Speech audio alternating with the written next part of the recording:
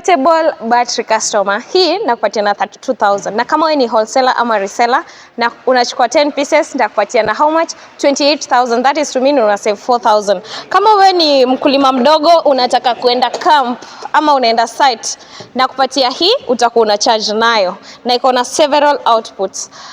Na itakuja how much? 37,000. Ukitaka hii peke yake ni 5,000, ikiwa pamoja ni 37,000. Location Mombasa Road, deliveries ni country. Customer ukikuja kwa reception ask for Susan Gitau, I'm ready to serve you.